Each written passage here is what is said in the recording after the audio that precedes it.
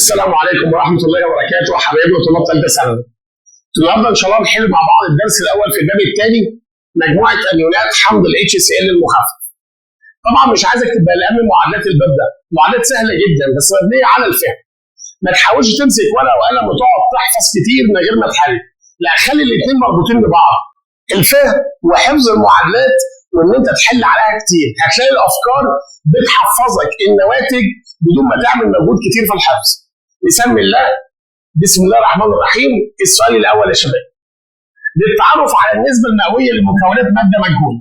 طيب انا عايز اتعرف دلوقتي على النسبه المئويه لاي ماده مجهوله. طيب كلمه النسبه لازم تلفت نظرنا ان انا هنا هشتغل تحليل كمي او يا شباب اللي احنا بنسميه التحليل النسبي، عشان انا بطلع نسب بناء على معرفتي للكميه او الكتله بتاعت الماده. طيب يا ترى انا هقدر اعمل تحليل كمي بدون الحاجه الى اجراء تحليل كيفي؟ طبعا الكلام ده غلط. طب غلط ليه؟ لان التحليلين مربوطين ببعض. عشان اعمل تحليل كمي لازم اعمل الاول تحليل كيفي عشان اتعرف على النوع ثم معرفه النسب. طيب اقدر اعمل تحليل كيفي بدون اجراء تحليل كمي؟ لو عرفت كيفي او عملت كيفي هتعرف على النوع. طب انا محتاج النسب يبقى لازم اعمل الكمي، يبقى دي برضه اجابه غلط. هقدر اعمل تحليل وصفي او كيفي او اللي بنسميه نوعي لثلاث اسامي ثم اختيار انسب الطرق لتحليلها كميا. طبعا يا شباب دي الاجابه الصح رقم ج. برضه هنشوف الاجابه د غلط ليه؟ استخدام الاجهزه او استخدام اجهزه لاجراء تحليل كمي طبعا يا جماعه ما ينفعش. لازم الاول اعمل تحليل كيفي ثم اختيار انسب الطرق لتحليلها كميا. السؤال رقم 2 يشمل تحليل الاملاح. طبعا يا شباب تحليل الاملاح هو بيشمل الكشف عن الايونات الموجبه والايونات السالبه، الكاتيونات والانيونات. انا عايز اعمل لها تحليل كيفي، يعني كل هدفي ان انا اوصل بس لنوع العناصر، اوصل لنوع الايونات اللي عندي الموجبه والسالبه. يا ترى هكشف عن الايونات فقط؟ طبعا دي اجابه غلط. هكشف عن الكاتيونات فقط؟ دي اجابه غلط. هقدر اعرف معرفه النسب المئويه لمكونات الملح؟ هو الكلام ده يتبع التحليل مين؟ الكمي، وانت داخل عايز تعمل تحليل كيفي. طب هكشف عن الايونات الموجوده بالملح؟ طبعا دي الاجابه الصح. سواء كانت الايونات دي يا جماعه ايونات موجبه كاتيونات او سالبه انيونات. السؤال رقم 3 ايا مما يلي يمثل اهميه التحليل الكمي في المجال الطبي؟ طبعا يا جماعه انا بعتبر السؤال ده هو سؤال مباشر بنسبه 100%، لان انا مش هدور في الاجابات، الاجابه على طول مباشر رقم ب. طب ليه؟ لان احنا اخذنا في بدايه الباب ان اهميه التحليل الكيميائي في المجال الطبي معرفه نسب السكر، الزلال، البولينه، الكوليسترول، وده بيسهل مهمه الطبيب في تشخيص الامراض والعلاج. طب الفائده الثانيه او الاستفاده رقم 2 معرفه او تقدير كميات او تركيز اي ماده فعاله في الادويه. يبقى الاجابه عندنا رقم ب. السؤال رقم 4 جميع العبارات الاتيه صحيحه ما عدا. يعني يا شباب دلوقتي انا معايا 3 اجابات صح واجابه بس هي اللي غلط. راجع بقى كده افكارك معايا واحده واحده. حمض الهيدروكلوريك اللي هو ال HCl يا ترى هو اكثر ثباتا من حمض الكربونيك اللي هو H2CO3؟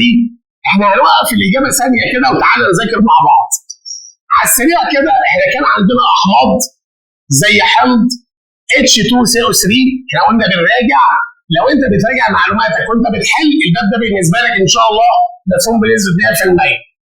وكان عندنا حمض H2SO3 وعندنا حمض H2S2O3، عندنا حمض H2S، عندنا حمض HNO2. طب دول موقفهم ايه بالنسبه لحضرتك؟ دي احماض غير ثابته. يعني ايه غير ثابت؟ يعني تتميز بانخفاض درجه غليانها، تتميز بانها الاحماض الاكثر تطايرا. قلنا التطاير بتكون علاقته عكسيه مع الغليان.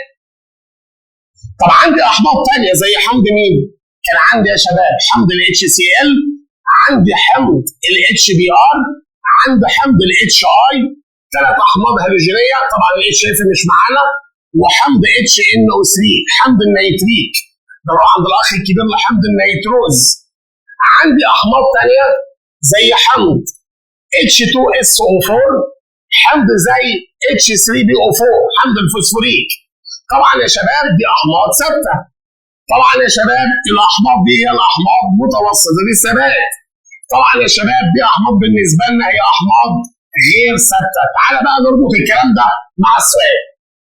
حمض ال HCl اللي هو حمض الهيدروكلوريك هو اكثر ثباتا من حمض الكربونيك. طبعا دي اجابه صح.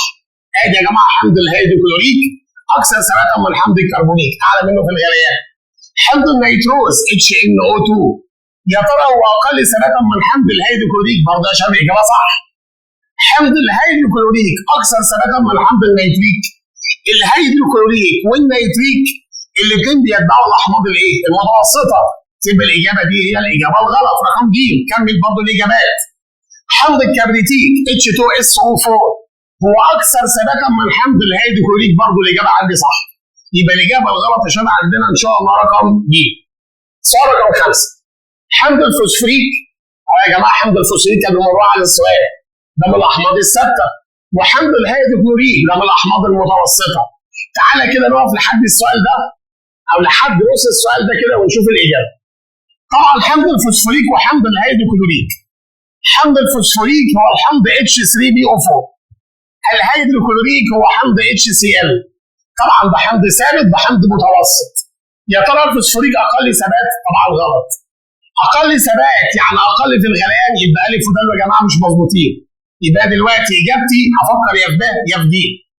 يا ترى حمض الفوسفوريك هو اقل تطاير؟ طبعا صح، لان هو الاكبر في درجات مين يا شباب؟ الغليان. طب تعال نشوف ج، هو اعلى درجه الغليان؟ برضه صح. طب بقيه الجمله حمض الكربونيك H2CO3.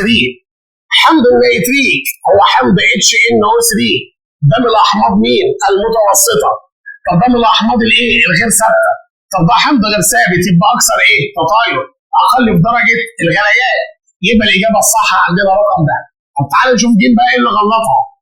بقيه الجمله هو حمض الكربونيك اعلى في الغليان ولا اقل في درجه الغليان؟ هو اقل. يبقى الاجابه عندي هنا الصح رقم ده. سؤال رقم 6. تصنف الاحماض التي لها درجه غليان منخفضه. طب يا جماعه اللي ليه درجه غليان منخفضه يبقى مركب ايه يا جماعه؟ اكثر تطايرا. طالما هو اكثر تطايرا يبقى ده حمض بالنسبه لنا غير ثابت. طب يا ترى ممكن اقول هو حمض قوي؟ مبدئيا في لفظين طلعهم من دماغك. الرمز اللي انا اقول لك حمض قوي او اقول لك حمض ضعيف. لان يا جماعه احنا اتفقنا في بدايه الباب ان قوه الحمض او ضعف الحمض اللي بتحدده عندك حاجه اسمها درجه التأيد. طب تمام. اما بالنسبه لثبات الحمض وعدم ثبات الحمض او يا شباب ثبات الحمض اللي بيحدده عندنا هي درجه الغليان.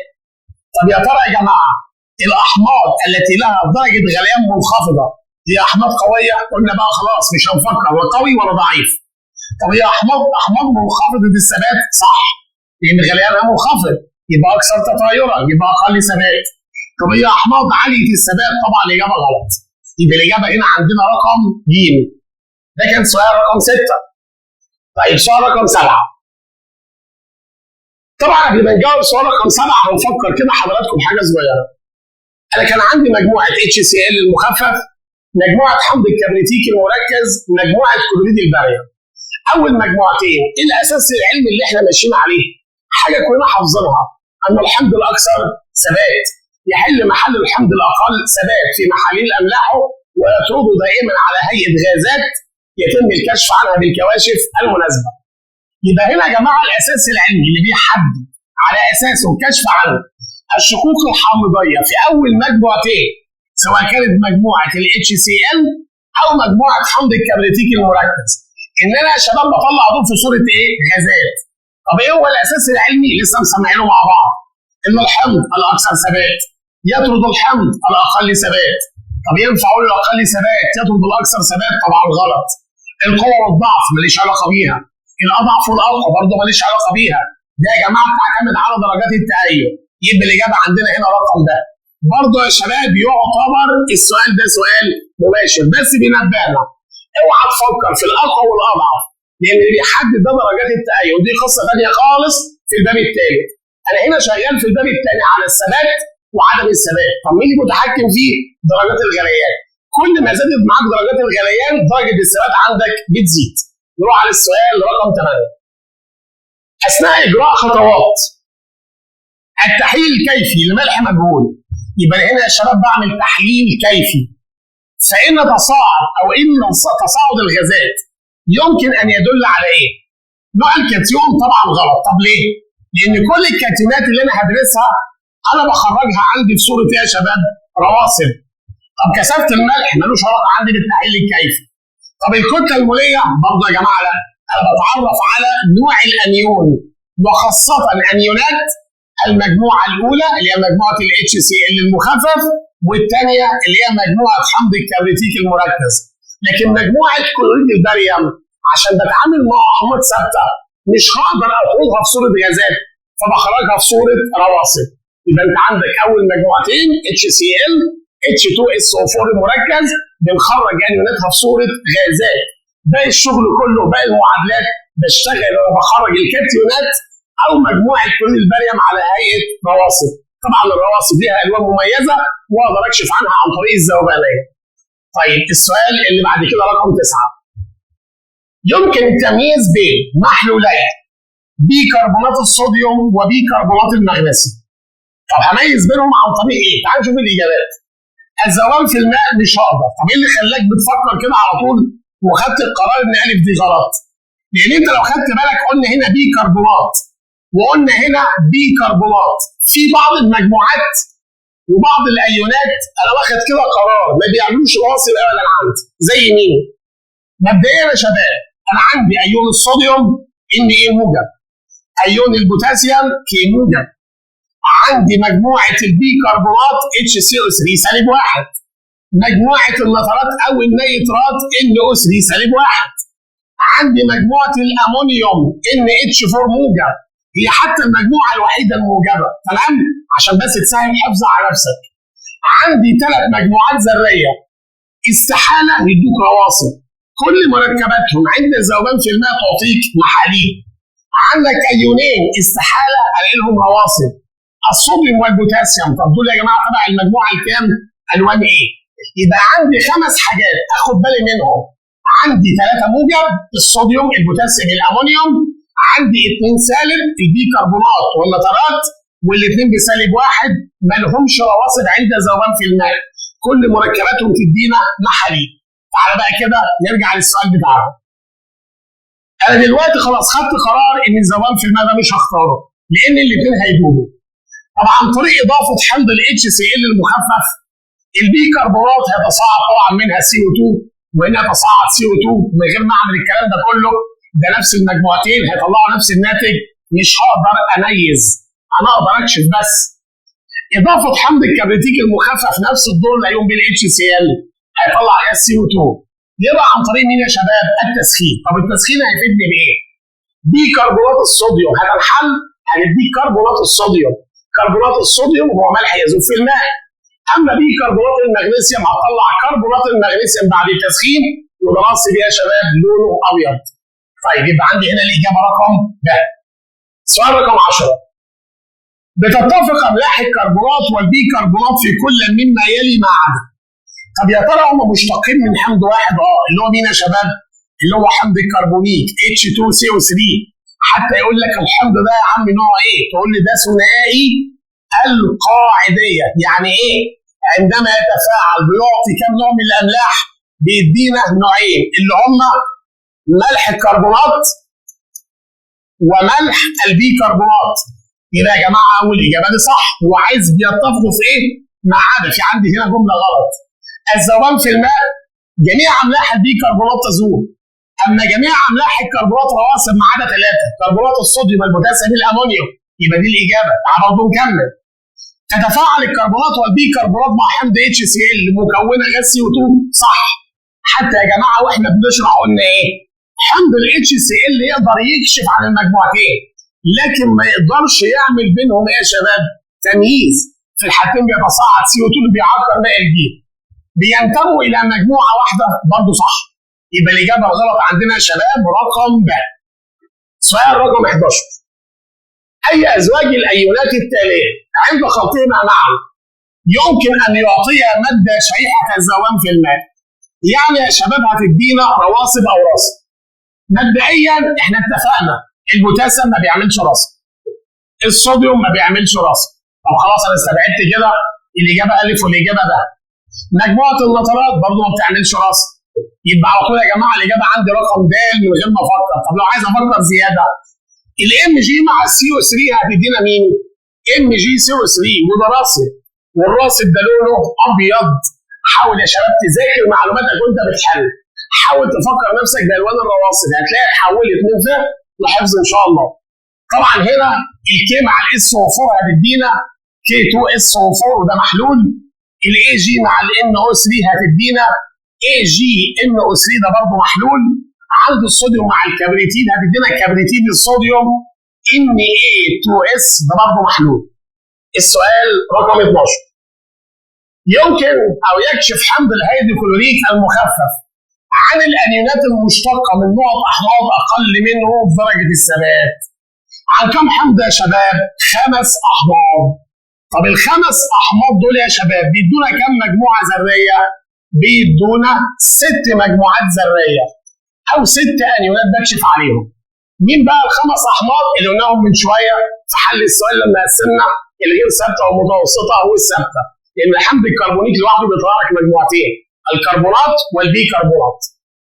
سؤال رقم 13، يمكن التمييز بين كربونات الصوديوم اللي هي Na2CO3 وبيكربونات الصوديوم NaHCO3 عن طريق كل مما يلي ما عدا. مبدئيا يا جماعه انا ما اقدرش اميز بين الكربونات والبيكربونات عن طريق مين؟ HCl تعتبر جمله محفوظه، بس تعالى برضو نذاكر باقي الاجابات. هو الكالسيوم مع الكربونات، ركز ان في طلبه يقول لك ايه؟ تعالى بقى نجيب ورقه وقلم ونعمل معادله. هي القصه كلها هنعمل احلال مزدوج ممكن بمجرد النظر، بس عشان انت لسه برضو ما مارستش كويس في المعادلات، تعالى كده نعمل طريقه صغيره وتكون بسيطه. كربونات الصوديوم يا شباب هي Na2CO3، كلوريد الكالسيوم CaCl2. طبعا احلال مزدوج يبقى انت بتعمل تبادل ايونات، يبقى هنا يا شباب السالب هياخد الموجب وهنا برضو الموجب هياخد السالب. خد بالك موجب 1 في 2 بموجب 2 سالب 1 في 2 بسالب 2، تمام؟ عشان ما تفكرش ان الموجب 2 بتاعت الصوديوم بس، ده عندي 2 صوديوم. طبعا هنا الكالسيوم هياخد الكربونات فيطلع لي هنا CaCO3 وده يا شباب راسب. طب مبدئيا الكالسيوم مع البيكربونات مش راسب، ده محلول. ده حتى اللي هو ماء الجير عندما يزول تعكيره بيتكون عندك البيكربونات، يبقى ده عشان بيقدر يميز.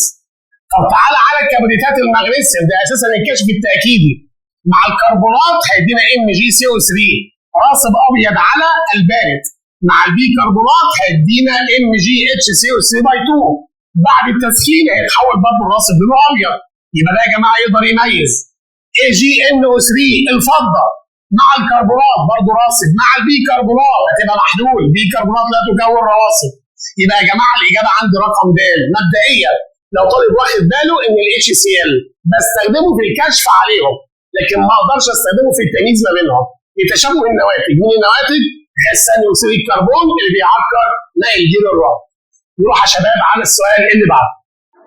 السؤال رقم 14 يا شباب، أي من العبارات التالية غير صحيحة عند إمرار غاز ثاني أكسيد الكربون في ماء الجير الرائق لفترة طويلة؟ طبعا عشان الكلمة دي هتغير معنى السؤال. طبعا لو ما قالش في السؤال لفترة طويلة تمام أو ما ذكرش المدة، فهنا بيتكون عندي راسب، الراسب بتاعي هو كربونات الكالسيوم. لكن طالما قال باستمرار أو لفترة طويلة، يبقى الراسب ده هيزول لتحويل كربونات الكالسيوم إلى بيكربونات الكالسيوم الزائبة، يعني التعكير بيزول. طيب هنشوف هنا يمكن للناتج اللي هو طبعا بيكربونات الكالسيوم CaHCO3/2 يمكن للناتج ان يتفاعل مع الاحماض المخففه. طبعا يا جماعه دي اجابه صح، هو عايز يا شباب الاجابه الغير صحيحه. يمكن للناتج بيكربونات الكالسيوم ان يتحول لراسب ابيض بالتسخين. طبعا صح، لان البيكربونات هتنحل معطيه كربونات. كتله الراسب الناتج تكون اكبر ما يمكن في نهايه التفاعل. ازاي؟ اساسا الراصد بتاعي هيختفي، تمام؟ ان تكون عندي او تحولت كربونات الكالسيوم الى بيكربونات الكالسيوم. محاليل انيون الملح الناتج اللي هو طبعا البيكربونات قابله للذوبان في الماء، طبعا دي اجابه مظبوطه. يبقى الاجابه الغلط عندنا يا شباب هي رقم ج. تعالى بقى في سؤال 15. السؤال ده يا جماعه سؤال ممتاز جدا، سؤال محترم، فيه 3 افكار هنقولهم مع بعض في نفس السؤال. برضه هنا بدأ السؤال بكلمه ايه؟ باستمرار امرار غاز ثاني اكسيد الكربون في محلول هيدروكسيد الكالسيوم. يعني عشان بيقول لك انا همرر غاز ثاني اكسيد الكربون لفتره طويله او لمده طويله فان الشكل الذي يعبر عن كتله الراصد، خد بالك انا عندي شكل هستبعده خالص اللي هو الشكل رقم د. طيب انا عندي الف وب وج، نبدا بقى نفاضل ما بينهم. مبدئيا في بدايه التفاعل ثاني اكسيد الكربون CO2 لما بيمر على ماء الجير CaOH كل 2، طبعا يا جماعه لو لمده قصيره شورت تايم هيتكون عندي CaCO3 اللي هو الراصد. اللي في بدايه التفاعل الراصد بتاعي ما كانش موجود، بدا يتكون، بقى عندي هنا كميه من الراصد، بس هنا قال لي باستمرار فهتتحول الكربونات الى بيكربونات زائده، تبقى تبدا كميه الراصد تقل لحد ما تدوب تماما. يبقى اجابه السؤال ده عندنا رقم ده. طب ايه بقى الفكره اللي احنا بنتكلم عليها؟ الاجابه الف دي انا هختارها امتى؟ هختارها في حاله واحده. لو كان قال لي انا عايز العلاقه بين كتله الراصد ومرور ثاني اكسيد الكربون. طبعا يا جماعه الراصد بعد ما اتكون ومر عليه المزيد من ثاني اكسيد الكربون بدا الراصد يحصل له يا جماعه بيذوب. يبقى هختار الرسمه دي لو كان عايز العلاقه بين كتله الراصد وكميه CO2 المره فيه. طب امتى هختار دي يا جماعه؟ والاجابه ج. لو كان قال لي انا همرر ثاني اكسيد الكربون في ماء الجير لمده قصيره، او همرر 1 مول مع 1 مول، وهنعرف معنى المولات ده في السؤال اللي جاي. يبقى الراصد بتاعي هيتكون ما ورطش المزيد فيحصل عمليه ثبات للكتله. يبقى هختار ج لو كان امراره لمده قصيره. هختار الف لو كان عايز علاقه من كتله الراصد وكميه CO2. لكن هختار ب امتى؟ لان هو ساب السؤال مفتوح قال لي باستمرار، فانا باخد المرحلتين. اول مرحله اللي هي مرحله تكوين الراصد، والمرحله الثانيه ذوبان الراصد. يبقى يا جماعه السؤال ده اجابته عندنا رقم ده. السؤال اللي بعده برضه سؤال محترم جدا وسؤال مهم. هنا ما قاليش بقى زمن قليل او شورت تايم او لونج تايم، ولا قال لي يزول الراصد ولا يتكون الراصد. هنا اداني معادله، انا مطالب اكون عارف المعادله دي هتوصلني لايه. اول حاجه هنا بيقول لي ماء الجير احنا جبنا منه 1 مول مع ثاني اكسيد الكربون جبنا منه 2 مول. هي المولات هنا لها دور؟ طبعا لها دور. طب لها دور ليه؟ تعالى كده نعمل المعادلات بتاعتنا لتكوين الراصد او لزوال الراصد. لو انا مررت ثاني اكسيد الكربون CO2 على ماء الجير هيدروكسيد الكالسيوم CaOH باي 2، طبعا عشان بمرره لمده قصيره. طبعا مده قصيره هنا معناها ان هو عايز يحكم عدد المولات. هيتكون عندي CO3 زائد H2O، طبعا ده شباب راصد وطبعا كلنا حافظينه ان هو لونه ابيض. هنا يا جماعه عشان يتكون الراصد انا فعلت كام مول مع 1 مول؟ فعلت 1 مول من ثاني اكسيد الكربون مع 1 مول من ماء الجير. طيب لو افترضنا ان انا مررت هنا 2 مول، معنى كده ان انا عندي زياده من ثاني اكسيد الكربون، عندي وفره من ثاني اكسيد الكربون، يبقى هنا لسه عندي مول زياده من ثاني اكسيد الكربون. تبدا النواتج دي تتفاعل تاني مع بعض. طب ايه الناتج بتاعنا؟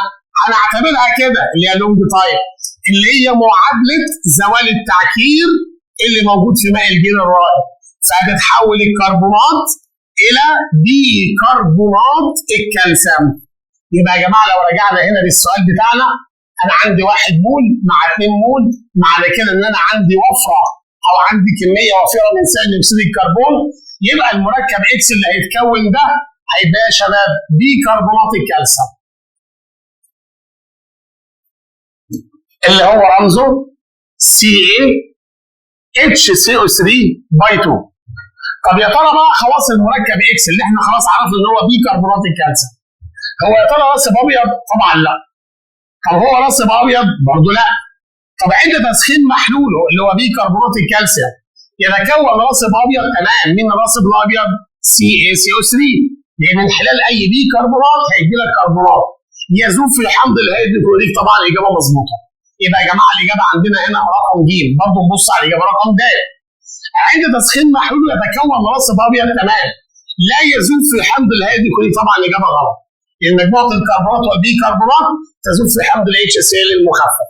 سؤال جميل جدا وسؤال محترم وبيعرفنا ازاي ناخد بالنا من عدد مولات ماء الجير وعدد مولات ثاني اكسيد الكربون.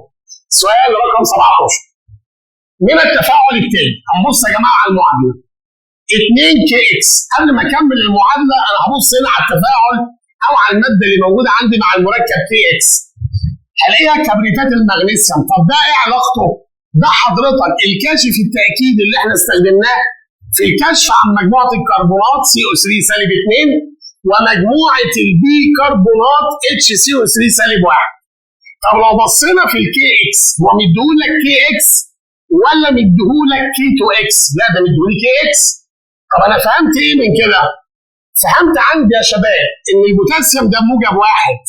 يبقى المجموعه الذريه دي بسالب 1 مش بسالب 2. يبقى انا استبعد ان هي كربونات. تبقى المجموعه بتاعتنا دي كربونات. يبقى المركب اللي انا بتعامل معاه هو 2K HCO3 بيكربونات البوتاسيوم مع MgSO4. طلع عندي هنا K2SO4 لان احنا هنعمل تفاعل احلال مزدوج. هنبدل الايونات. الموجب هياخد السالب. فاضل عندي مين معاه بقى؟ بيكربونات المغنيسيوم MgHCO3 باي 2. بس احنا بنعمل عمليه تسخين. يبقى بيكربونات المغنيسيوم هيبقى الحل معطيه ايه؟ MgCO3 كربونات المغنيسيوم ده راسب وميه وغاز مين يا شباب؟ ثاني اكسيد الكربون. بيقول لي تعرف على نوع الانيون الذي تم الكشف عنه هو الراسب المتكون في نهايه التفاعل. عندنا بقى الغاز المتصاعد عديم اللون ويعكر ماء الجير. برضه بينبهني ان انا بتعامل مع الكربونات او البيكربونات. طيب هو ايه الاول عايز يتعرف على نوع الانيون اللي انا بكشف عنه. هو المركب اكس او الانيون اكس بيكربونات. طبعا صح. بيكربونات صح. لكن ما ينفعش يبقى عندي كربونات. يبقى كده يا جماعه هستبعد الاجابتين ج ود. طب الراسب المتكون هو كربونات المغنيسيوم. صح. الراسب المتكون هو بيكربونات المغنيسيوم. اتفقنا ان مفيش بيكربونات راسب. يبقى يا جماعه الاجابه عندي هنا رقم الف. السؤال اللي بعده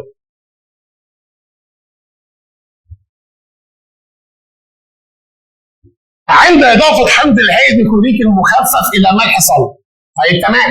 انا كده شغال تجربه اساسيه. يتصاعد غاز يحول لون ورقه مبلله بمحلول ثاني كرومات البوتاسيوم المحمضه بحمض الكبريتيك المركز من اللون البرتقالي الى اللون الاخضر. يعني يا جماعه غاز قابل لحدوث عمليه الاكسده. فان يا جماعه الشق الحامضي للملح. طبعا عندنا مجموعتين. من المجموعتين اللي بنتكلم عليهم دايما بيطلعوا لي اشهر غاز قابل للاكسده اللي هو الSO2. يا اما مجموعه الثيوكبريتات SO3 سالب 2 يا اما مجموعه الكبريتيك SO3 سالب 2. بس مجموعه الثيوكبريتات دي مجموعه مميزه بحاجه ان هي مش بتطلع غاز بس، ده بتطلع معاها راسب. طبعا افترض يا عم انه ما جاش سيره الراسب. خلاص تعال ندور على الثيوكبريتات والكبريتيت هنا في الاختيارات. طبعا عشان مجموعه النترات هي مبدئيا مش هتطلع لي غاز قابل للاكسده. مجموعه الكبريتيت تمام معايا ادور جاز بيديني ثيوكبريتات. بس مجموعه الكربونات برضه بتطلع غاز CO2 لا يتاكسد. الكبريتات ده انا بطلعها في صوره راسب وهي اساسا مجموعه غير قابله للاكسده. بس خد بالك ان انا دايما بتكلم على غاز متصاعد. يبقى ما عنديش يا جماعه الاجابه اللي تمشي غير رقم ج مجموعه الكبريتيت. كان ايه بقى اللي يعمل لي مشكله في السؤال؟ لو كان جاب لي في الاختيارات مجموعه الثيوكبريتات. بس لو جابهم لي الاثنين مع بعض تبقى الاجابه تمشي. بس لو جاب تكوين راسب وتصاعد غاز يبقى الاولويه لمجموعه الثيوكبريتات. نروح يا شباب للسؤال رقم 19. عند امرار الغاز الناتج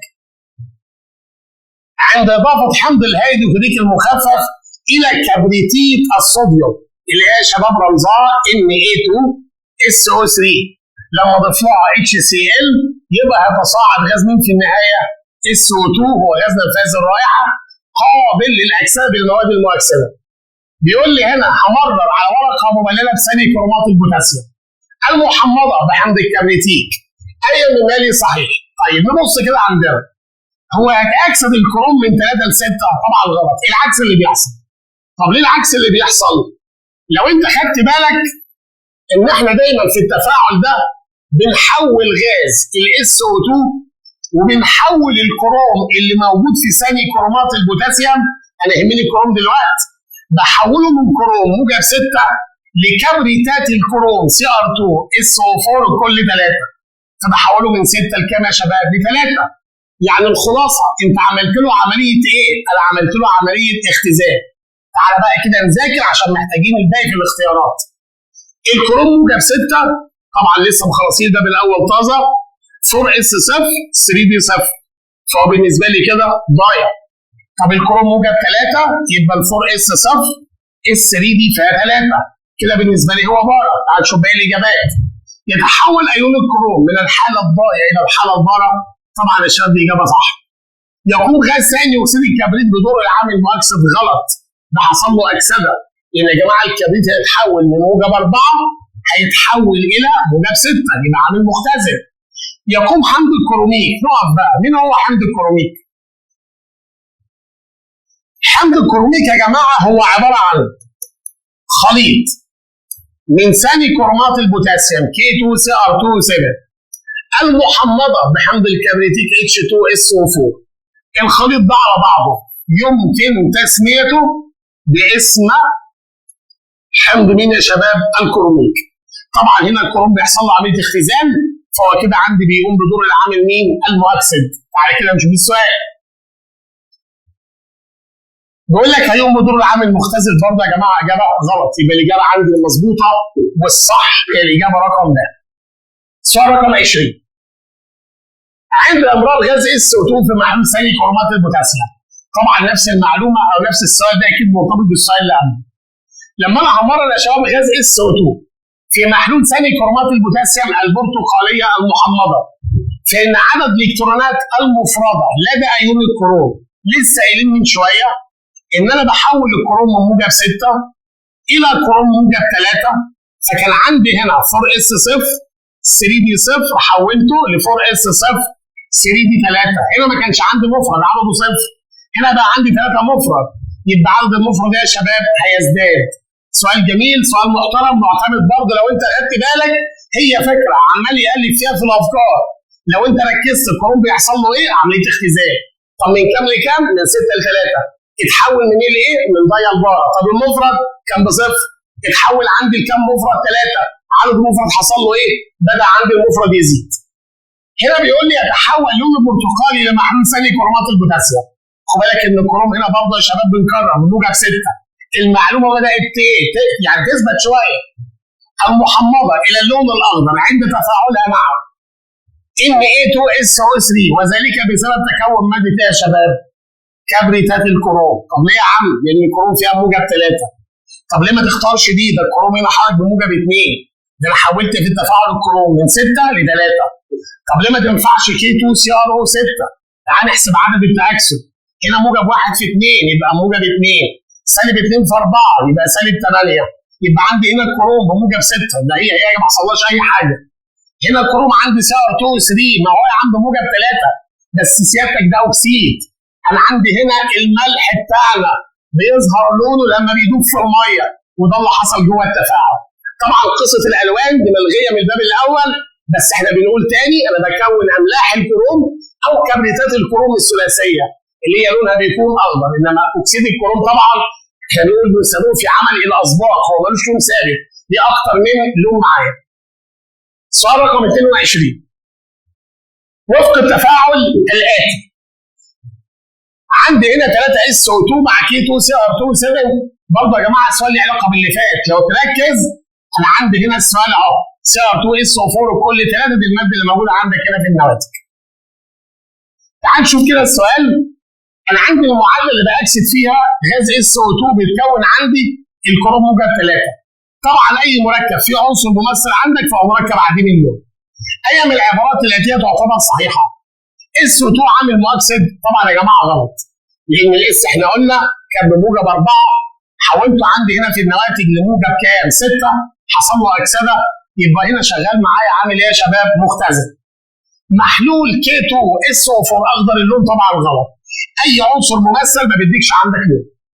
يزول المحلول برضه غلط، ده بيتحول من اللون البرتقالي الى اللون الاخضر. امال يا شباب مين اللي بيزول؟ لو كان بيكلمنا على برمنجانات البوتاسيوم، فالمنجنيز فيها بيتحول من 7 لموجب 2، فبيتحول من البنفسجي الى عديم اللون. طبعا هو الSO2 بيتاثر باي ماده مؤكسده، يعني مش شرط انه يجيب لي في السؤال ثاني كرومات البوتاسيوم محمضه بحمض الكبريتيك، لا، ممكن يجيب لي برمنجانات البوتاسيوم. طب بالمناسبه هنقول كده معلومه مهمه. المعلومه دي هتتكرر معانا برضه في كتب ثانيه وهتتكرر معانا في اسئله كتير. ايه خصائص غاز الSO2؟ مبدئيا يا جماعه هو الغاز ده ليه لون؟ لا طبعا هو عديم اللون. عشان كده بدات اشوف اي ماده تغير لونها عشان اكشف عنه. طب الغاز ده عديم الرائحه؟ لا، هو غاز نفاذ الرائحه. طب الكلمتين دول ما يهموناش قوي، اللي يهمنا قوي كلمه الاكسده. الغاز ده قابل للاكسده تمام. طب الاكسده يا جماعه نوعين، يا اما بستخدم الهواء الجوي يا اما بستخدم المواد المؤكسده. طيب الSO2 يا جماعه من خصائصه ايه؟ بيسهل اكسدته بالمواد المؤكسده. طب بالنسبه للهواء لا، العكس، بيصعب اكسدته في الهواء. طب ايه دليلك على الكلمه اللي انت قلتها دي بتاعت يصعب؟ ركز كده معايا. احنا كنا واخدين في الباب الاول ان الSO2 ممكن اكسده بالاكسجين في وجود V2O5، يبقى انا كده اتحولت ان اجيب له عامل حفاز عند حراره مقدارها كام؟ 450. فادانا مين يا شباب؟ الSO3. يعني اكسدته من SO2 الى SO3. طبعا يا شباب بضرب هنا في 2 عشان الوزن. يبقى لما جيت اكسد في اكسجين الهواء قدر يتاكسد في الظروف العاديه؟ لا، ده انا كده احتجت ان اجيب له عامل حفاز عشان اخسر طاقه التنشيط، وبرضه عملت عمليه تسخين درجه حراره عاليه. يبقى الSO2 يا جماعه من الغازات اللي انا بقول عليه ايه؟ يسهل اكسدته باي ماده مؤكسده. زي مين؟ زي ثاني كرومات البوتاسيوم K2CR2O7، او زي مين تاني؟ برمنجانات البوتاسيوم KMnO4. لكن يصعب اكسدته في الهواء. الدليل اللي عندك في المنهج على الكلمه دي طريقه التلامس اللي خدناها في الباب الاول، يحتاج لعامل حفاز ودرجه حراره يا شباب عاليه. طيب يبقى انا هنا عندي الSO2 عامل مؤكسد زي ما قلنا، طبعا لا هو مختزل. المحلول ده اخضر اللون طبعا غلط. يزول المحلول برضه غلط. تختاز الايونات الكروم من 6 ل 3. طبعا يا جماعه الاجابه هنا رقم د. سيبك من ان السؤال يعتبر لو حد مركز سؤال مباشر، بس احنا بنقول تاني الفكره اللي احنا قلناها او الميزه اللي قلناها عن غاز SO2 دي ميزه مهمه قوي. طيب نرجع للسؤال اللي بعده. سؤال يا شباب 23. عند اضافه محلول نترات الفضه الى محلولين ملحين A و B، يبقى انا هنا يا شباب عندي ملحين A و B تكون راسب اسود بعد التسخين. في حاله المحلول ايه؟ طبعا يا شباب عندي الراسب الاسود اللي بيتكون بعد التسخين ده في مجموعه الكبريتيت. طبعا انا شغال بنترات الفضه الكشف التركيبي، يبقى عندي المركب ايه؟ هو Ag2SO3 كبريتيت الفضه. وراسب اسود في حاله المحلول B، يبقى المحلول B يا شباب على طول هو Ag2S كبريتيت ده الفضه. ما الذي يمكن معرفته مما سبق؟ الانيون في الملح ايه؟ هو كبريتيت ده؟ لا هو كبريتيت. يبقى يا جماعه الاجابه دي غلط، يبقى انا هستبعد الف. الانيون في الملح ايه؟ هو كبريتيت صح، وفي بي هو كبريتيت ده تمام، يبقى الاجابه الصح عندنا رقم ب. تعال نشوف بسرعه باقي الاجابات. الانيون في الملح ايه؟ هو بيكربونات، طبعا ده مستبعد. الانيون في الملح ايه؟ هو كبريتيت برضه غلط، يبقى زي ما قلنا الاجابه عندنا ان شاء الله رقم د. تعال بقى نروح للسؤال اللي بعده رقم 24. في المعادله الكيميائيه الاتيه مدينا هنا ملح انا ما اعرفوش مع HCl مخفف، طبعا شد تجربه اساسيه فادانا NaCl زائد Xg. طبعا في طالب يقول لي انا مش فاهم، ده انا عندي 6 مجموعات ذريه كشفت عليهم بواسطه HCl، ازاي هعرفهم من بعض؟ الموضوع بسيط جدا من غير ما احفظ معادلات. عندك مجموعه الكربونات والبيكربونات والكبريتيت اللي هي SO3 بتطلع في النواتج 3 نواتج. في حاله الكربونات والبيكربونات بتطلع NaCl وميه وثاني اكسيد الكربون. طب في حاله الكبريتيت هطلع لك ال NaCl مثلا، يعني لو انت استخدمت املاح صوديوم، وهطلع لك الميه وSO2. يبقى عندي 3 مجموعات ذريه. خليك كده طالب ذكي قبل ما تكون طالب شاطر. 3 مجموعات ذريه بيطلعوا لي كام ناتج؟ بيطلعوا لي 3. الملح اللي انا استخدمته زي NaCl، وعندي ال H2O وCO2 في حاله البيكربونات والكربونات، وSO2 في حاله الكبريتيت. يبقى دول 3 مجموعات ذريه. طب مجموعه الثيوكبريتات دي المجموعه الوحيده اللي في مجموعه ال HCl المخفف اللي بتطلع كام ناتج؟ 4. حتى بنميزها بنقول ايه؟ هي مجموعه يتصاعد بها غاز ويتكون بها راسب، اللي هو راسب الاصفر نتيجه لتعلق الكبريت في المحلول. طب فاضل كده مجموعتين، الكبريتيت ده S-2 ومجموعه النيتريت، الاثنين بيطلعوا كام ناتج؟ ناتجين. بس مجموعه النيتريت بقى لو انت فاكر هطلع لك NaCl وهطلع لك HNO2 اكوس اللي هو محلول، لكن انا طبعا عندي غاز، يبقى انا هستبعد مجموعه النيتريت. يبقى على طول كده وانا مغمض من غير ما اعرف الاختيارات والله يا جماعه، يبقى مين دلوقتي الغاز اكس عندي؟ الغاز اكس هو غاز H2S. طب تعالى نشوف اي من العبارات الاتيه الصحيحه عن الغاز الناتج. هو غاز نفاذ الرائحه؟ لا طبعا ده كريه الرائحه. طب نفترض بقى طالب بيقول لي انا عايز اجرب الاجابات. طيب لو هو غاز نفاذ الرائحه يبقى بيتكلم عن غاز SO2 بيخضر ورقه مبلله. بس الغاز الناتج ده او الغاز النفاذ ده بيطلع معاه ايه كمان يا جماعه؟ زائد H2O. ده انا عندي هنا كام ناتج؟ 2 بس. هو غاز كريه الرائحه؟ تمام. بيسود ورقه مبلله باسات الرصاص الثنائيه، او اللي بنسميها خلات الرصاص، او اللي هتسميها في العضويه ايثانوات الرصاص. طبعا دي اجابه صح. يبقى الاجابه الصح عندنا يا شباب رقم ب. السؤال ده جميل جدا، يعرفك مش فكره السؤال، بيفهمك ازاي تفتح النظري وتذاكره صح. بنقول تاني على السريع، عندي 3 مجموعات بيطلعوا 3 نواتج، الكربونات، البيكربونات، الكبريتيت. عندي مجموعه واحده بتطلع 4 نواتج، الثيوكبريتات، منهم غاز وراسب، والراسب لونه اصفر. عشان كده ما احتاجناش نكشف عن الغاز، مجموعه مميزه بخروج الراسب. تمام؟ عندي مجموعتين بيطلعوا ناتجين بس، الكبريتيت ده والنيتريت. بس النيتريت بتطلع محلول ومحلول، الكبريتيت ده بتطلع محلول وايه؟ وراسب. ده يا شباب سؤال رقم 24. طيب سؤال 25 بيقول لي ادرس التفاعلات التاليه Fe زائد S في وجود حراره. هيدينا يا جماعه ال FeS. خد بالك كان عندك في ثانيه ثانوي وخدناها في الباب الاول برضه في الحديد.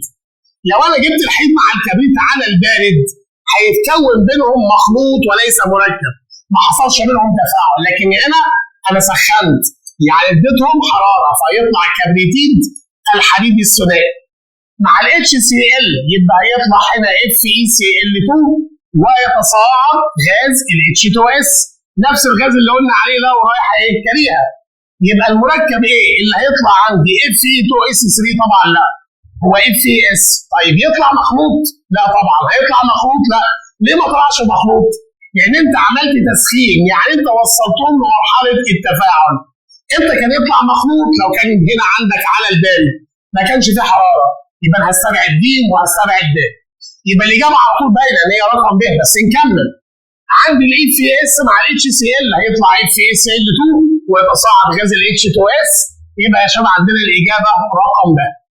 سؤال رقم 26 عند اضافه الماده X الى الغاز الناتج من تفاعل حمض الهيدروكلوريك مع الماده Y حدثت عمليه زد للغاز في الظروف المناسبه، فهي من التالي صحيح. طب تعالى كده نشوف. انا هضيف ماده X. طبعا يا جماعه انا ما اشتغلتش بالهيدروجين خالص في الباب الثاني، يبقى هنعتبر دلوقتي ان انا معايا ثاني كربونات البوتاسيوم المحمضه الى الغاز الناتج من تفاعل حمض ال HCl حمض ال HCl يا شباب لو اتفاعل مع كبريتيت الصوديوم هيتصاعد غاز مين بقى؟ ال SO2 بيتأثر بالمواد المؤكسدة، يعني هيحصل تفاعل أكسدة. تمام؟ K2Cr2O7 المحمضة مع النترات، النترات يا جماعة ال HCl ما يقدرش يكشف عليها، يعني هنا أقول إيه يا جماعة؟ لا يتفاعل. يبقى أنا عندي هنا الإجابة على طول رقم ب، كده يا جماعة ج إجابة مستبعدة. ألف وده الأساس أنا مستبعدها من قبل ما أبدأ الاختيارات بتاعتي. سؤال رقم 27. 3 أنابيب اختبار تحتوي كل منها على أحد أملاح الصوديوم X وY وZ، وضيف إلى كل منهما على حدة الكواشف التالية. طبعا هنا جبنا الكاشف الأساسي هو ال HCl والتأكيد بنترات الفضل. HCl مع X هنا تصاعد غاز، طبعا لسه ما اعرفش المجموعات مين، هنا تصاعد غاز هنا تصاعد غاز. طيب ال AgNO3 مع الملح X ادانا راسب ابيض يسود بالتسخين، يبقى المجموعه دي مجموعه SO3 سالب 2 الكبريتيت. هنا يا جماعه ادانا راسب اسود يبقى الكبريتيت هو S سالب 2. يا جماعه دي معلومات مباشره ما فيهاش اي فنيات. هنا لا يتكون ايه راسب، تعالى بس كده هنفكر في زد مع بعض. بيقول لي هنا يا ترى الملح X هيبقى سايو كبريتات؟ طبعا لا. كبريتيت تمشي لان هو ابيض اسود بالتسخين، وكبريتيت برضه تمشي. طب تمشي معاك كبريتيت؟ لا. يبقى انا عندي الاجابتين محصوره ب او ج. طب عندي هنا الملح رقم واي هو ملح كبريتيت. طب ينفع عندي كبريتيت في الاثنين؟ برضه لحد دلوقتي الاجابه تمشي. طب يا جماعه مع الملح زد لا يتكون راسب. طب انا هنا لو عندي الكربونات مع نترات الفضه هتكون لي هنا Ag2CO3 وده عباره عن راسب، لكن البيكربونات مش هتكون راسب، دي تكون محلول زي مؤلف السؤال لا يتكون راسب. يبقى يا جماعه الاجابه عندنا هنا ان شاء الله رقم ج في السؤال ده. سؤال 28. عند تسخين الحديد مع الكبريت، قال لي هنا تسخين يبقى تفاعل مش على البارد، يبقى هيتكون عندي هنا FeS كبريتيد الحديد الثنائي، او يتكون الملح X اللي احنا قلنا عليه كبريتيد الحديد الثنائي.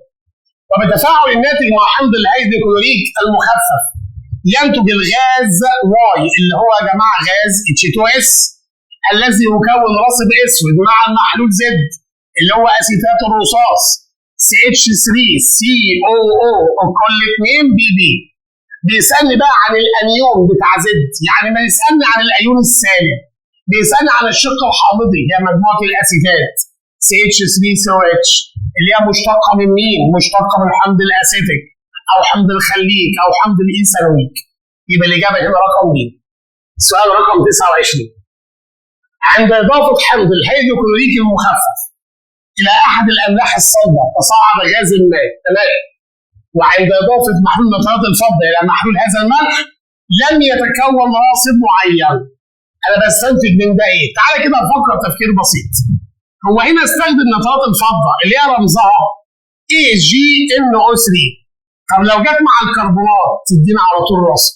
هنا يا جماعه قال لي ايه؟ لم يتكون راسب. طب الكبريتيد مع الفضه هيدينا ايه؟ Ag2S برضه ده راسب اسود. الكبريتيد مع الفضه هيدينا Ag2SO3 راسب ابيض، لو سخنته هيسود.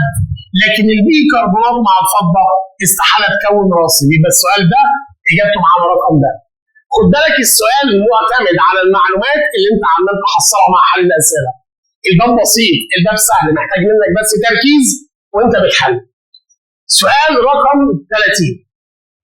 عند الكشف عن انيون مجهول X لسه ما اعرفوش، وجد انه عند اضافه حمض معدني مخفف متوسط الثبات يبقى حد من عيله ال HCl الى ملحيه الصلب تكون راسب اصفر وتصاعد غاز Y. يا جماعه المجموعه الوحيده اللي هتدينا راسب اصفر وتصاعد غاز في نفس الوقت هي مجموعه ال S2O3 سالب 2 السايو كبريتات. اي من الاختيارات التاليه تدل على الاكس والواي؟ طيب نبدا ايه؟ انا عايز الانيون كبريتيد ما ينفعش. تمام؟ انا بكشف عن يا جماعه ملح مجهول تصاعد غاز واي، الغاز واي ده طبعا هو غاز SO2. انا استبعدت الكبريتيد والكبريتيت والكبريتات، يبقى الاجابه عندي هنا رقم ج السايو كبريتات. طب مين يا جماعه الغاز؟ هو غاز الاس او 2. سؤال يا جماعه يعتبر سؤال برضه ايه؟ مباشر. قلنا يا جماعه مجموعه الثيوكبريتات هي الوحيده اللي هتطلع في النواتج ايه؟ راصد ومعاه برضه في نفس الوقت ايه؟ غاز. نروح على السؤال اللي بعده. سؤال يا شباب 31. ايه وبي ملحان يمكن الكشف عنهما بواسطه حمض الهادي كلوريك المخفف؟ في حاله الملح ايه؟ تصاعد غاز حامضي لا يقبل عمليه الاكسده. يبقى انا يا جماعه دلوقتي عندي الملح ايه؟ وهنا برضه هيجيب لي سيره الملح بي. هنا طلع عندي غاز حامضي، قال لي هنا لا يقبل عمليه الاكسده. يعني الغاز ده يا شباب لا يتاكسد. وفي حاله الملح بي برضه يتصاعد غاز حامضي، يبقى هيطلع برضه هيطلع عندي غاز حامضي، بس قال لي يقبل عمليه الاكسده، يعني الغاز اللي هيطلع هنا هيتاكسد. تعالى نشوف الاختيارات. هو الانيون بي ينفع يبقى بي كربونات؟ طب البي كربونات يا جماعه ده بيطلع غاز ثاني اكسيد الكربون، طب غاز ثاني اكسيد الكربون بيتاكسد؟ طبعا لا، غاز ثاني اكسيد الكربون من الغازات التي لا تتاكسد، يبقى يا جماعه الاختيار ده غلط.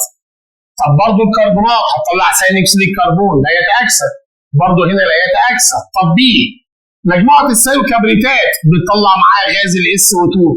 غاز الاس او 2 هو غاز قابل للاكسده، ولسه قايلين من شويه يسهل اكسدته بالمواد المؤكسده ويصعب اكسدته في الهواء. يبقى يا جماعه عندي الاجابه هتبقى رقم د. طب برضه تعالى نكمل. الغاز ايه؟ برضه هنا بتطلع سي او 2 ولا يتاكسد، يبقى دي الاجابه المظبوطه معانا. سؤال رقم 32. زوال لون البني لمحلول اليود. طبعا يا جماعه اليود هو الكاشف التاكيدي لمجموعه الثيوكبريتات، بيطلع عندي محاليل عديمه اللون، وقلنا بيحصل عمليه اختزال لليود بيتحول الى ايونات اليود من صفر لسالب 1. تعالوا كده مع بعض نعمل المعادله وبعدين نبص عندنا هنا في الاختيارات. انا عندي هنا ثيوكبريتات الصوديوم Na2S2O3 هكشف عنها عن طريق محلول اليود I2 البني، بيتكون عندي 2 NaI زائد رباعي ثيونات الصوديوم Na2S4O6. طبعا ده عديم اللون وده عديم اللون. اليود اتحول من كام لكام؟ هنا طبعا في الحاله العنصريه يبقى التاكسد بتاعه صفر. هنا اتحول عندي لسالب 1، يبقى العمليه اللي حصلت له هي عمليه اختزال. تعال بقى نشوف. انخفض عدد تاكسد اليود من صفر لسالب 2، طبعا غلط. لان محلول اليود يعتبر عامل مختزل. ازاي؟ ده حصل له اختزال بعامل مؤكسد، يبقى الاجابه دي غلط. اكسدت الثيوكبريتات اليود؟ لا طبعا. تغير عدد تاكسد اليود من صفر لسالب 1، يبقى دي يا شباب الاجابه الصح عندنا رقم د. نروح على السؤال رقم 33. في المعادله الكيميائيه الاتيه، لو انت ركزت من شويه على اللي احنا قلناه، احنا عندنا هنا مادتين في المتفاعلات.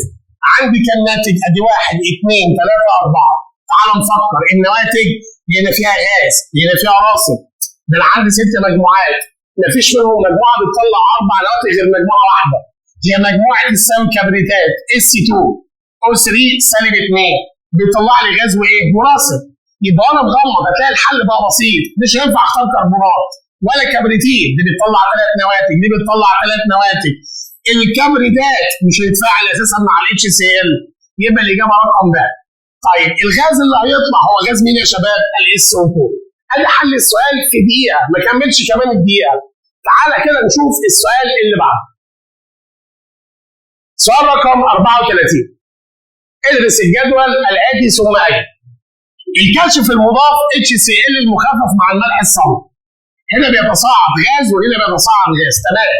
يبقى كده حصل تفاعل، يبقى انا كده بفاعل مع ملح من ال6 املاح او ال6 انيونات اللي بيكشف عليهم الHCl. جبت هنا نترات الفضه مع محلول الملح، بيتكون مع الاكس هنا راصد، تمام، او الانيون اكس، وهنا بيتكون مع الانيون دبليو محلول. طيب يا ترى بقى تعال نشوف الاختيارات. الانيون اكس يحتمل ان يكون يا جماعه بيكربونات. هو الاكس ده يا جماعه بيكربونات ازاي؟ لو كان حتى بيكربونات مش هيبقى راصد، ولو كان بيكربونات كان يبقى AgX عشان الفضه بموجب 1 والكربونات سالب 1. الاجابه دي مرفوضه.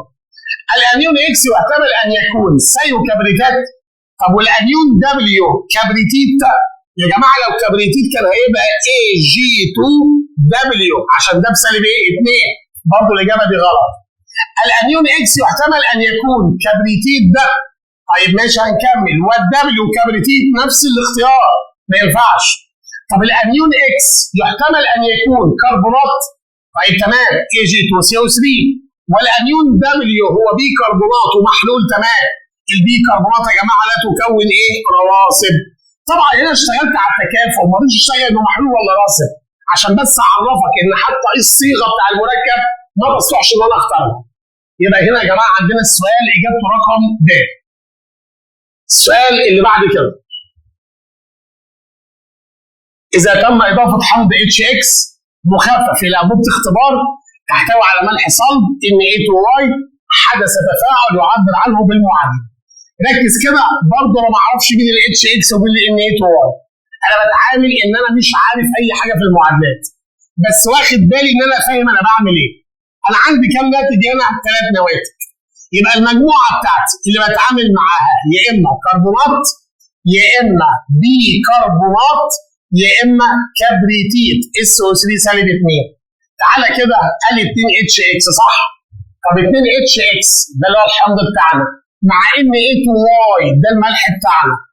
Na2Y معناه ان الملح بتاعك ده بكام؟ بسالب 2. يبقى انا هستبعد البي كربونات خلاص هي مش معايا. يبقى المركب بتاعنا ده يا شباب يا اما يكون Na2SO3 او يا اما يكون Na2CO3. لو انت فكرت بالمنظر ده هتلاقي الحل معاك بسيط. اي الاختيارات طبعا يتصاعد غاز. الغاز ده طبعا يا اما يكون SO2 يا اما يكون CO2 لسه ما اعرفش. اي الاختيارات التاليه صحيحه. الاكس هو انيون كلوريد تمام HCl. وزد ده هو غاز ثاني اكسيد النيتروجين هو NO2 طبعا لا. الانيون اكس كلوريد تمام. وزد هو غاز ثاني اكسيد الكربون تمشي لو كانت المجموعه بتاعت الكربونات. طب الواي هو انيون الكبريتيد ده. طب الكبريتيد ده يا جماعه بيطلع عندي ناتجين الملح وH2S الغاز يبقى يجيب ما تنفعش. طب لو كان ثاني كبريتات انا سامع حد بيقول ده بيطلع 4 نواتج يبقى دي عندي ما تنفعش. يبقى الاجابه عندنا الصح هنا يا شباب رقم د. السؤال اللي بعد كده، عند اجراء تجربه الكشف عن احد الانيونات باضافه حمض الهيدروكلوريك المخفف الى الملح لوحظ تصاعد غاز يتحول الى اللون البني المحمر عند فوات الانبوبه. جمله محفوظه عند الكل. مين الغاز اللي بيتحول لبني محمر عند الفواءه؟ هو غاز NO اكسيد النيتريك بيتاكسد ويتحول الى NO2 لونه بني محمر. اي الانيونات التاليه تتواجد في هذا الملح؟ طبعا يا جماعه هي مجموعه الايه؟ النيتريت. بس مش دي اهميه السؤال عندنا. احنا قلنا من شويه ان غاز SO2 هو غاز يسهل اكسدته بالمواد المؤكسده يصعب اكسدته في الهواء. طب غاز NO هو احسن منه شويه هيسهل اكسدته في الهواء ويسهل اكسدته بالمواد المؤكسده. بس احنا قلنا مش محتاجين لماده مؤكسده ان هو بيتحول عند الفواءه اوتوماتيك لوحده من NO الى NO2 اول ما يبدا بس كده يشم من فرحه ايه؟ اكسجين. السؤال اللي بعد كده 37. من المخطط التالي الذي تتم تفاعلاته في الظروف المناسبه. انا عندي هنا يا جماعه مركب اكس او ملح اكس هنا بكشف عنه باليود يبقى اكيد ده يا جماعه في مجموعه الثاني كبريتات S2O3 سالب 2 بيزول لون اللي ايه يا جماعه؟ اليود. لو مع HCl بتطلع لي غاز مين؟ SO2 خلاص اوتوماتيك ما ينفعش كبريتات ما ينفعش كبريتيد ما ينفعش الكبريتيت يبقى المركب بتاعي هو مين؟ سيو كبريتات. سؤال 38. من خلال المعادله غير الموزونه التاليه الايه ادانا بي زائد سي زائد دي. طب يا جماعه المركب ده حصل له انحلال ما تفاعلش مع حاجه ثانيه. طيب مين بقى المعادله عندي المركب اللي حصل له انحلال؟ تعال نكمل كده السؤال ونشوف هنوصل ليه. اذا علمت ان ايه هو حمض ضعيف الثبات خلاص انا عرفته. ما عنديش غير حمض هو ال HNO2 اللي بيحصل له انحلال ويدينا حمض اكثر منه ثباتا هو HNO3 تمام. وبيدينا هنا معانا ال H2O وبيدينا مين يا شباب؟ غاز ال NO. فإنه عند إمرار الغاز دي اللي هو الغاز الناتج على محلول ثاني كربونات البوتاسيوم، معنى كده إن أنا جبت له مادة مؤكسدة، يبقى أنا عايز أكسده، يحدث تفاعل ويتغير الإيه؟ اللون. أنا جبت ثاني كربونات البوتاسيوم فلونه هيتحول من الإيه؟ من البرتقالي إلى اللون الأخضر. طب الأكسدة دي يا شباب أكسدة سهلة ولا صعبة؟ لا طبعا أكسدة سهلة. قلنا يا جماعة إن غاز ال NO سهل أكسدته بالمواد المؤكسدة وسهل أكسدته فين؟ في الهواء. لو قارناه بغاز ال SO2 فهو سهل أكسدته بالمواد المؤكسدة بس صعب أكسدته فين يا شباب؟ في الهواء. دي ميزة ال NO على ال SO2. معلومة مهمة جدا هتفيدك في حل أسئلة كتير. رقم 39. جميع الأنيونات التالية يلزم للتفاعل مع 1 مول من أملاحها 2 مول من حمض الهيدروكلوريك ما عدا. ركز بقى. لو أنا دلوقتي بجيب مثلا Na2CO3 كربونات الصوديوم، أو بجيب Na2SO3 كبريتيت الصوديوم، أو بجيب Na2S2O3 سيوكبريتات الصوديوم، أي تفاعل لأي ملح من الثلاثة دول مع ال HCl أنا بحتاج من HCl كم مول؟ 2 مول. طب ليه؟ أنت جايب أنيونات ثنائية التكافؤ، لكن لما كنت بجيب بيكربونات الصوديوم أو بجيب نيتريت الصوديوم دي مجموعات أحادية التكافؤ يلزم للتفاعل معها 1 مول فقط من الحمض. يبقى أنا يا جماعة دلوقتي البيكربونات والنيتريت يحتاج كل 1 مول منها 1 مول من الحمض مين يا شباب؟ ال HCl. دي إجابة سؤال رقم 39. نروح عشان السؤال رقم 40.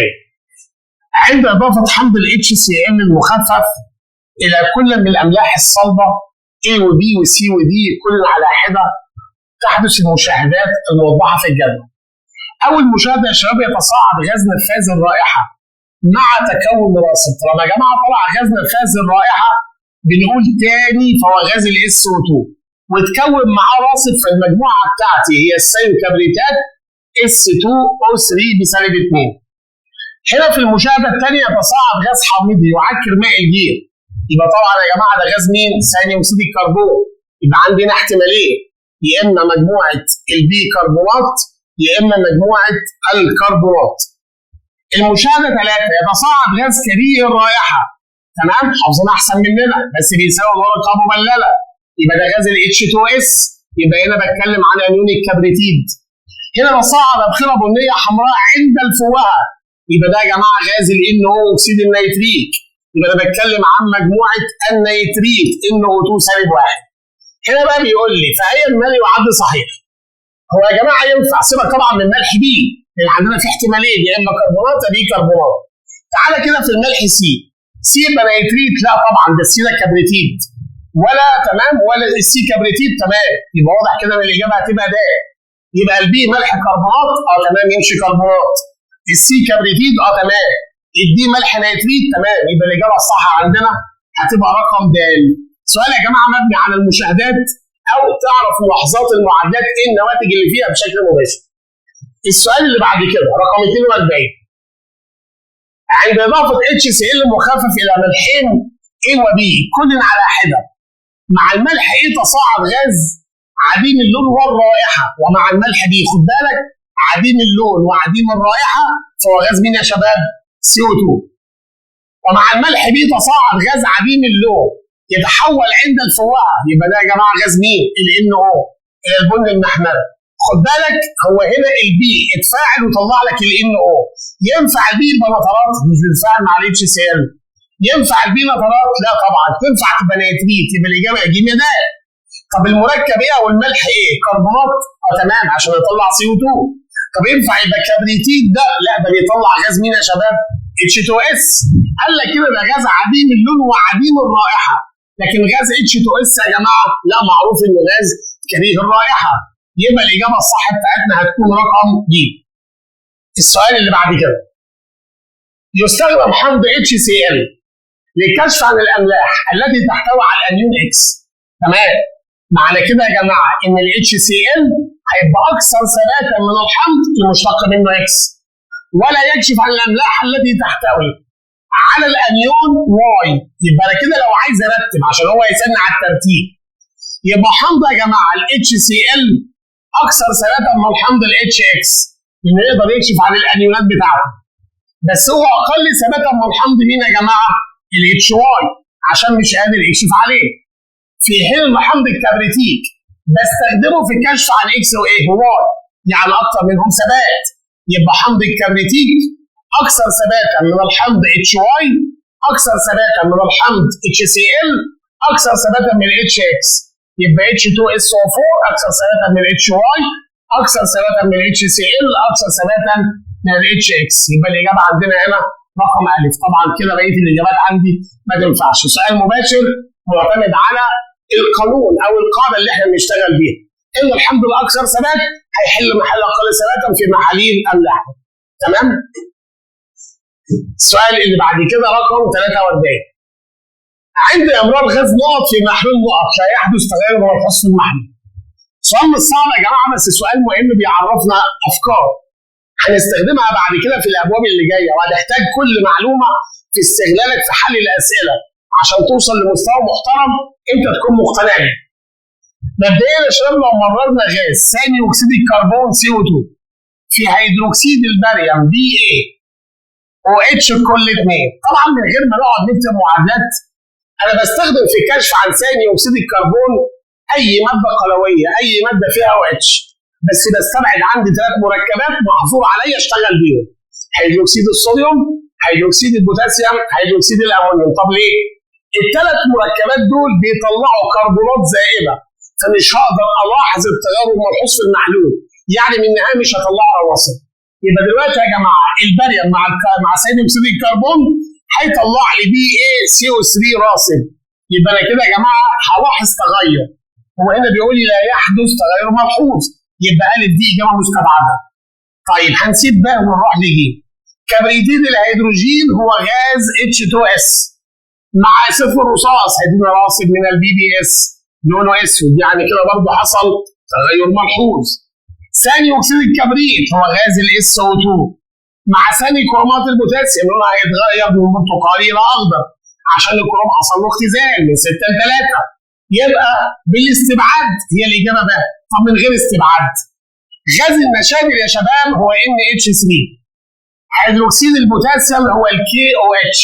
مبدئيا غاز النشادر والKOH يا جماعه ما بيحصلش بينهم تفاعل بشكل تلقائي في الظروف العاديه. انت بالنسبه لحضرتك في المنهج دي ماده ذات صفات قاعديه ودي ماده قلويه، مش هيحصل بينهم تفاعل. ويا جماعه بيحصل، بس التفاعل ده لا يتم بشكل تلقائي في الظروف العاديه، دي شروط ثانيه خالص مش عندنا في المنهج بتاعنا. يبقى الاجابه هنا يا شباب عندنا رقم ب. السؤال اللي بعد كده سؤال رقم 44. ما التغير اللوني الحادث عند امرار الغاز الناتج من اضافه يا شباب حمض ال HCl المخفف الى ملح نيتريت البوتاسيوم؟ طبعا يا شباب لما بفاعل ال HCl مع اي ملح يحتوي على مجموعه النيتريت بيتصاعد غاز مين في النهايه؟ غاز ال NO.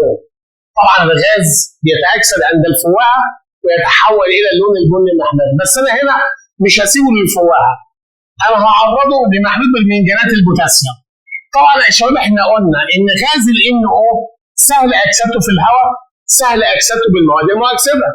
طيب بالمنجنات البوتاسيوم المحمضه من المواد المؤكسده، طب لونها بنفسجي لان فيها المنجنيز Mn موجب 7 هيحصل له اختزال ويتحول الى منجنيز موجب 2 فيزول اللون. يبقى هنا يا شباب بيزول اللون البنفسجي. طبعا البرتقال الاخضر دي مش الوان البرمنجانات خالص، من بني لعديم اللون، طبعا ده بتاع اليود برضه مش يم او مش معايا، من اخضر لبرتقالي. طبعا دي اجابه مش مظبوطه، يبقى الاجابه الصح عندنا رقم ب. سؤال 45 انا بعتبره معلومه مهمه ليك اكتسبها من السؤال بتحله عشان تروح على السؤال اللي بعده. المركب الذي لا يستطيع ان يزيل لون محلول البرمنجانات. طيب هو المركب اللي هيقدر يزيل لون البرمنجانات يبقى ده مركب قابل للاكسده، يبقى لا يستطيع يعني غير قابل للاكسده. طب عندي غاز ال SO2 يا جماعه هو من الغازات التي تتاكسد بالمواد المؤكسده فهيزيل اللون بتاعها. هنا FeCl2 الحديد هنا موجب 2 يتأكسد؟ طبعا يتأكسد عشان يوصل لحديد بموجب 3. طب هنا FeSO4 نفس الكلام، عندي هنا الحديد بموجب 2 هيتأكسد. طب هنا الحديد بكام؟ بموجب 3، هقدر أكسده؟ طبعا لا. يبقى ده اللي مش هيقدر يزيل لون البرمنجانات، لأن هو الحديد في حالة الموجب 3 اللي المستوى الفرعي دي بتاعته ب5، اللي هو هنا في حالة استقرار، فده أيون غير قابل للأكسدة. طيب رقم 46، جميع هذه الغازات يمكنها إزالة اللون البنفسجي لمحلول البرمنجانات، يعني برضه غازات قابلة للأكسدة، قال لي بس ما عدا. طب هنا لأنه يا جماعة غاز يتأكسد ولا لا يتأكسد؟ طبعا بيتأكسد. طب هيتحول لإيه؟ إلى غاز ال NO2 بني محمر. طيب هنا ال SO2 بيتأكسد، الCO أو أكسيد الكربون هيتأكسد ويتحول إلى ثاني أكسيد الكربون. يبقى مين اللي مش هيتأكسد؟ هو غاز ال SO3. يبقى الإجابة عندنا هنا رقم ألف. طيب آخر سؤال معانا في الدرس، ادرس الشكل التالي ثم أجب. عندي هنا يا شباب حمض ال HCl مع الأنيون B يتصاعد غاز كريه الرائحة، طبعا ده غاز H2S. يبقى هنا الأنيون بتاعي هو أنيون الكبريتيد S-2. طب مع الإيه يتصاعد غاز ذو رائحة نفاذة ولا يتكون أي راصد، يبقى ده مجموعة الكبريتيد SO3-2. طيب مع السي يتصاعد غاز عديم اللون يتحول إلى بني محمر عند الفواء، يبقى دي مجموعة النيتريت NO2-1. طب هنا مع دي يتصاعد غاز يعكر ماء الجير، يبقى هنا انيون البيكربونات HCO3-1 او الكربونات CO3-2. طب هنا بقى السؤال محتاج مني ايه؟ بيقول لي اي الانيونات التاليه قابله للاكسده، يعني هيزيد لون البرمنجانات. تمام؟ طب مين اللي هيتاكسد يا جماعه؟ اي مجموعه من اللي انت شايفها دول هي انيون قابلين للاكسده، ما عدا دي سواء كانت بيكربونات او كربونات. يبقى عندي هنا يا جماعه الاجابه هتبقى A و C، دي المجموعات القابله لحدوث الاكسده. كده يا شباب نهينا الدرس الاول في كتاب مندليف. حاول تلم الافكار اللي فيه بشكل كويس قوي. حاول تبدا دايما بعد ما تحل الاسئله، حاول تشوف المعادلات بتاعتك كمان مره، شوف النواتج زي ما قلنا. مثلا وانا بذاكر الكربونات او بذاكر البيكربونات او بذاكر الكبريتيت، هي بتطلع كام ناتج؟ السيوكبريتات بتطلع كام ناتج؟ تمام؟ الكبريتيد والنيتريت بيطلعوا كام ناتج؟ طب ايه الفرق بين النيتريت والكبريتيد؟ النواتج في النيتريت محاليل، اما في الكبريتيد محلول وغاز اللي هو غاز كريه الرائحه. اتمنى تكونوا استفدتوا بالحصه، ان شاء الله هندعمكم في باقي الملخصات وهنحل معاكم ان شاء الله بصفه مستمره على قناتنا على اليوتيوب. السلام عليكم ورحمه الله وبركاته.